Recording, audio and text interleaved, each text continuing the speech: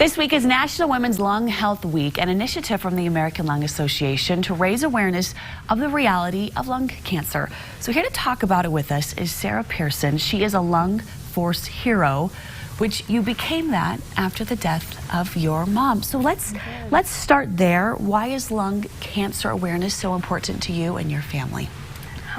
Well, my mom's story started in May of 2017, and what was so scary about it was that there were no symptoms at all.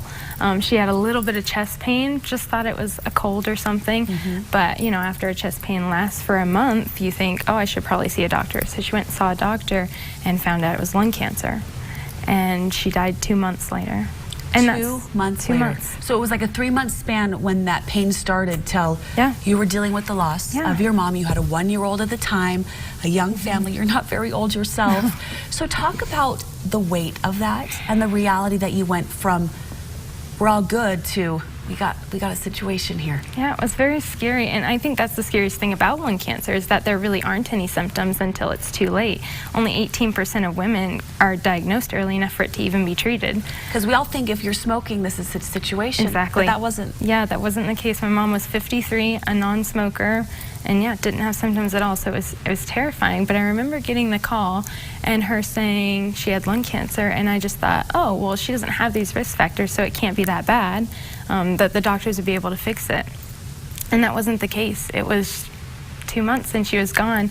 I remember that week, we were in the ICU for the last week of her life, and on her last day, she just said, I want to go home. I just want to go home.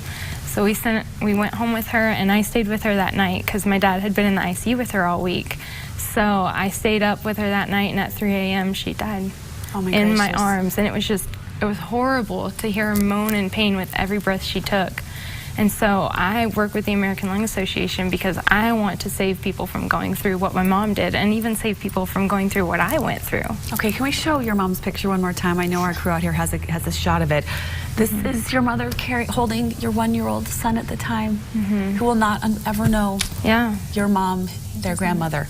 So you are taking action to make this mean something. So what can people do? We are coming to the end of the week, so your teal action is coming to an end, but what can everyone do to be more aware and make a difference? Absolutely. So yeah, this is Turquoise Takeover Week. So everyone's wearing turquoise and just becoming more aware of the issue that lung cancer is. I feel like it's for a long time been a cancer that hasn't been on a lot of people's minds.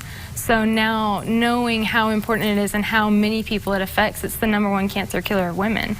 So that's super important. And here in Utah especially, where we have high radon levels because it's a mining state, there's a lot of radon in a lot of people's homes. So if people could get their homes tested for radon, it would save so many lives.